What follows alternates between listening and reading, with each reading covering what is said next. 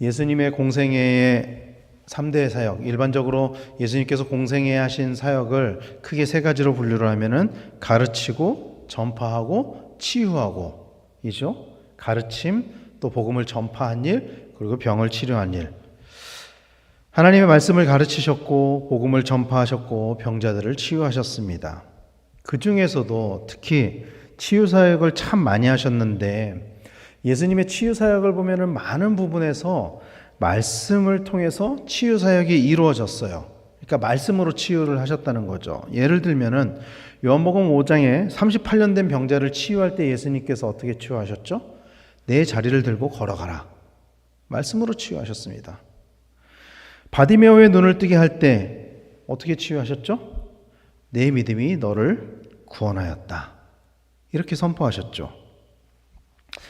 그 외에도 말씀으로 병을 치유하신 사역은 많이 나옵니다. 그런데 오늘 본문에 날 때부터 맹인이었던 이 사람을 치유하는 데 있어서는 바디메오랑 똑같이 앞을 보지 못하는 사람이었지만 다른 방법을 사용하셨죠. 말씀이 아니라 침으로 진흙을 만들어서 실로암 못에 가서 씻게 하셨습니다.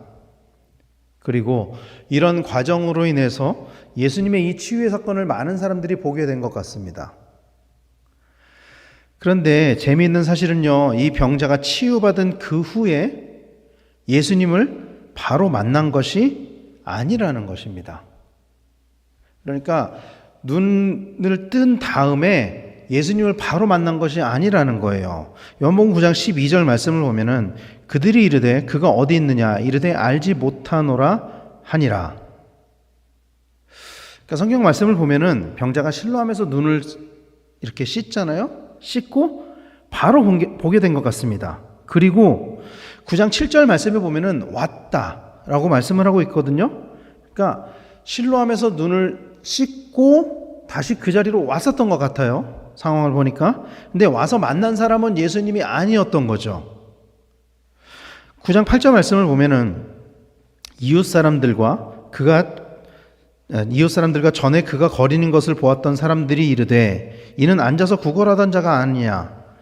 그러니까 날 때부터 이 앞을 보지 못하는 이 사람을 이웃 사람들 또 꽤 알고 있는 사람들이 있었고, 그런데 이 사람이 실로암에서 눈을 씻고 다시 왔을 때 이 사람을 원래부터 알고 있었던 사람들이 보고 놀란 거죠. 원래부터 앞을 못 보던 사람인데 이 사람은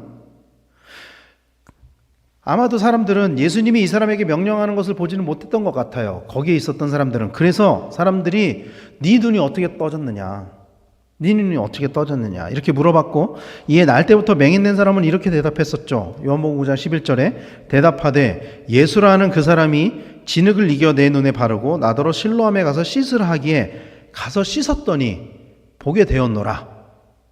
가서 씻었더니 보게 되었노라. 이 사람은 자기가 눈을 뜨게 된 그 원인을 명확하게 알고 있었습니다. 그리고 그것을 사람들 앞에서 정확하게 고백을 한 거죠. 이게 오늘 우리가 읽은 그 본문의 바로 앞에 있는 말씀이에요. 그리고 오늘 본문으로 이어지는 거죠. 오늘 본문은 이렇게 시작합니다. 13절 말씀에 보면 그들이 전에 맹인이었던 사람을 데리고 바리새인들에게 갔더라. 여기서 그들은 어떤 사람이죠? 이웃 사람들과 이 맹인을 원래부터 알고 있었던 사람들, 그 사람들입니다. 그런데 그들은 왜 눈을 뜨게 된 이 사람을 바리새인에게 데리고 갔을까요? 왜 데리고 갔을까요? 아마도 그들은 예수님이 안식일에 병자를 고친 것을 문제 삼기 위해서 바리새인들에게 데려간 것 같습니다. 그리고 바리새인들은 이 맹인을 보고서 또다시 눈을 뜨게 된 과정을 물어봤습니다. 오늘 본문 15절에 그러므로 바리새인들도 그가 어떻게 보게 되었는지를 물으니 이르되 그 사람이 진흙을 내 눈에 바르매 내가 씻고 보나이다 하니. 이 사람은요 정확하게 자신이 겪은 일을 인지하고 있었고 그것을 또 똑같이 고백했어요. 처음 고백한 것과 똑같은 고백입니다. 전혀 바뀌지 않은, 변형되지 않은 고백이에요. 이로 인해서 바리새인들 사이에서 논쟁이 오가게 됐습니다. 그리고 바리새인들은 이 맹인에게 이렇게 물었습니다. 17절 말씀에 이에 맹인되었던 자에게 다시 묻되 그 사람이 내 눈을 뜨게 하였으니 그러니까 예수님이 이 사람의 눈을 뜨게 한 것을 도저히 부인할 수는 없었던 거예요. 왜냐하면 이 맹인의 고백이 똑같은 고백이 반복적으로 나오고 있거든요. 이렇게 질문을 해요. 너는 그를 어떠한 사람이라 하느냐?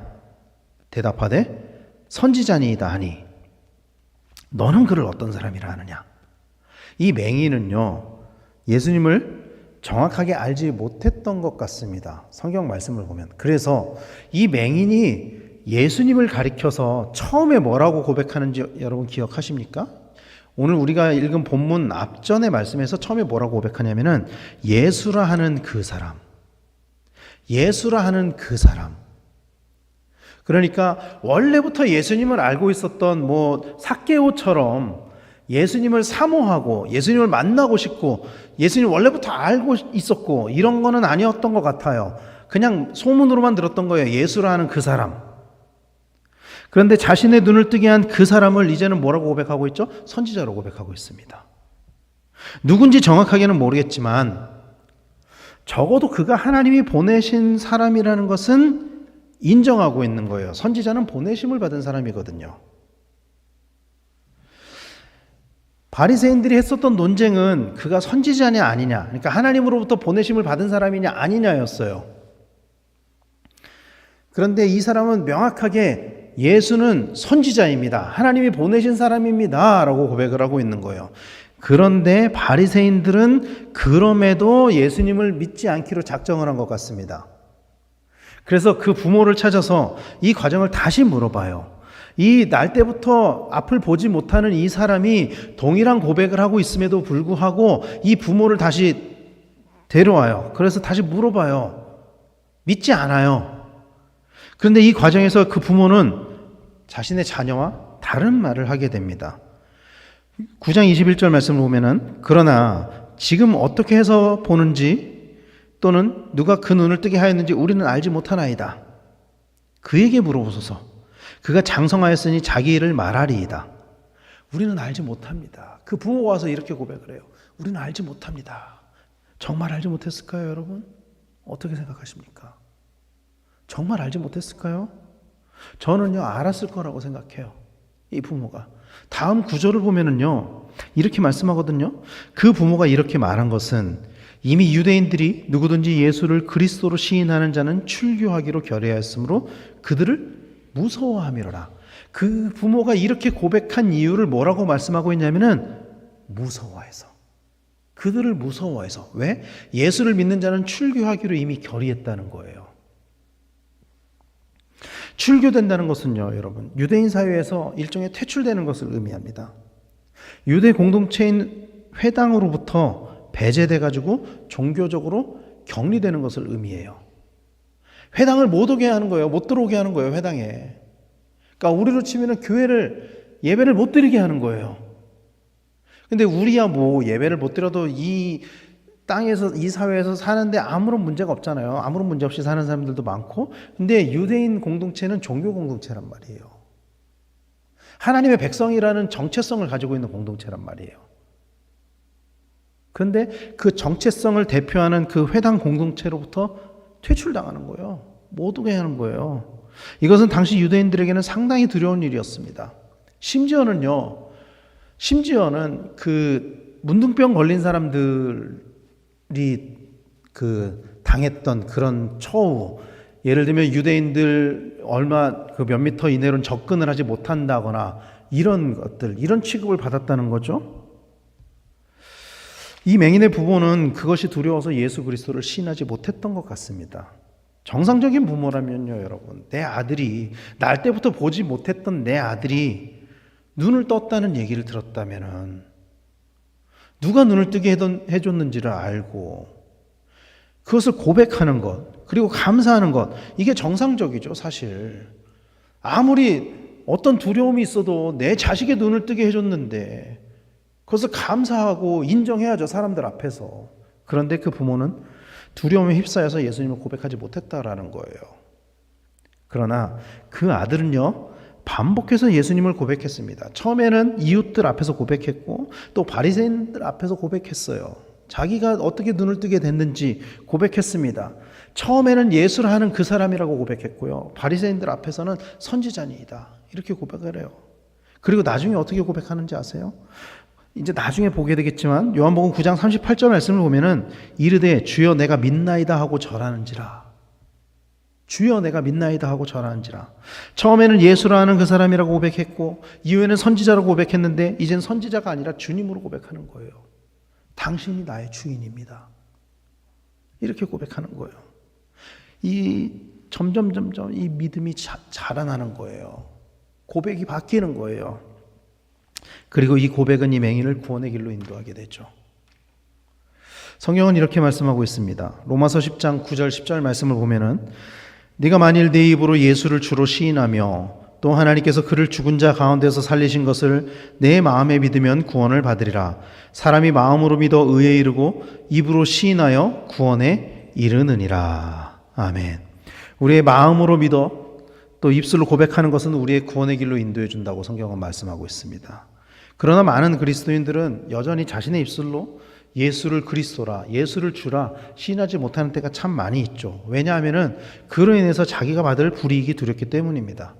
오늘 이 본문의 이 맹인의 부모처럼 그로 인해서 받을 불이익이 두렵기 때문에 예수를 그리스도라, 예수를 주인이라 고백하는 것을 주저할 때가 있죠. 뭐 예를 들면 이런 거예요. 어렸을 때 저도 공개적인 자리에서 식사를 할 때 기도를 한다거나 이런 거를 주저했던 때가 있었어요. 왜냐하면은 내가 그리스도인이라는 것, 내가 교회를 다닌다는 것을 사람들이 알게 되면은 왠지 사람들이 나를 무시할 것만 같아. 왠지 나는 다 그러면 져줘야 될 것 같고 다 양보해야 될 것 같고 그럴 것 같은 거예요. 그래서 내가 교회를 다니는 것을 좀 친구들이 알게 되면은 조금 쟤들이 나를 얕보지 않을까? 왜냐하면 저희 학교에 그런 친구가 있었어요. 저희 학교에서 맨날 성경책을 이렇게 끼고 막 다니는 친구가 있었어요. 학교에서 막 찬양 부르면서 다니고 복도에서 되게 많은 친구들이 그 친구를 무시했거든요. 그러나 예수님께서는 뭐라고 말씀하셨냐면요, 여러분 기억하십시오. 마태복음 5장 11절 12절 말씀에 나로 말미암아 너희를 욕하고 박해하고 거짓으로 너희를 거슬러 모든 악한 말을 할 때에는 너희에게 복이 있나니 기뻐하고 즐거워하라. 하늘에서 너희의 상이 큼이라. 너희 전에 있던 선지자들도 이같이 박해하였느니라. 이렇게 말씀을 하고 있어요. 우리가 예수님을 믿는다는 이유로 받는 정당한 박해와 손해를 하나님께서는 기억하시고 갚아주신다는 것입니다. 우리가 잘못해서 받는 박해가 아니라 예수를 믿는다는 이유로 정당하게 받는 박해와 손해를 하나님께서 잊지 않으신다는 거예요. 그걸 갚아주신다는 거예요. 그러므로 이 땅에서 우리가 그리스도인이라는 것을 우리 입술로 고백하는 성도님들이 되시기를 바랍니다. 예수가 그리스도다, 예수가 주인이다라는 것을 고백하시는 성도님들이 되시기를 바랍니다. 초대교회 사도들은요, 예수님으로 인한 핍박을 오히려 기뻐했습니다. 사도행전 5장 41절 말씀을 보면은 사도들은 그 이름을 위하여 능욕받는 일에 합당한 자로 여기심을 기뻐하면서 공회 앞을 떠나니라. 공회에서 핍박을 받을 때 오히려 기뻐했어요. 이제 내가 그 이름을 위하여 능욕받는 일에 합당한 자가 되었구나. 오히려 기뻐했다라는 거예요. 사랑하는 성도 여러분, 우리도 사도들의 본을 받아 우리가 예수님의 제자라는 것을 당당하게 드러내는 그런 성도님들이 되시기를 바랍니다. 물론 그로 인해서 때로는 정말로 화를 참아야 될 때도 있고 양보를 해야 될 때도 있죠. 왜냐하면 세상 사람들은 나를 통해서 예수님을 보거든요. 예수 믿는 사람이 뭐 저래? 그러거든요. 여러분 그런 이야기 들어보신 적 있으세요? 부처 믿는 사람이 뭐 저래? 그런 이야기 들어보신 적 있으세요? 저는 한 번도 들어본 적 없어요. 진짜로. 근데 교회 다닌다는 사람이 뭐 저래? 예수 믿는다는 사람이 뭐 저래? 이런 얘기는 많이 들어봤어요. 정말로. 예수를 믿는다는 것은 때로는 화를 참아야 되기도 하고 때로는 불이익을 당하기도 하는 그런 일이 일어날 수도 있어요. 양보를 해야 될 때도 있습니다. 그러나 그것으로 인해서 오히려 하나님 나라의 상급이 쌓인다는 것을 믿고 날마다 우리 입술로 예수 그리스도를 고백하고 그리스도인으로서의 정체성을 드러내면서 나타내면서 살아가시는 우리 성도님들이 되시기를 간절히 축원합니다. 그리고 그 고백으로 인해서 날마다 구원의 은혜를 누리는 우리 모두가 되기를 소망합니다. 사랑하는 성도 여러분, 참된 믿음은요 마음에만 머물러 있지 않습니다. 참된 믿음은 마음에만 머물러 있는 믿음이 아니에요. 야고보서에서는 뭐라고 말씀하고 있죠? 행함이 없는 믿음은 죽은 믿음이다. 그렇게 말씀하고 있거든요. 예수님을 알아갈 수 있도록 이 맹인과 같이 입술로 고백하게 되고 결국 우리의 삶으로 그 믿음을 증명하게 되는 것, 이것이 참된 믿음입니다. 그 과정에서 예수님을 우리의 입술로 고백하는 것은 중요한 일입니다. 그러므로 우리의 마음의 믿음을 여러분 나타내는 그런 삶을 살아가시는 성도님들이 되시길 바랍니다. 우리 입술로 주를 시인하고 우리의 입술로 주님이 나타나는 그런 삶을 살아가는 우리 모두의 삶이 되기를 예수님의 이름으로 간절히 축원합니다. 기도하겠습니다.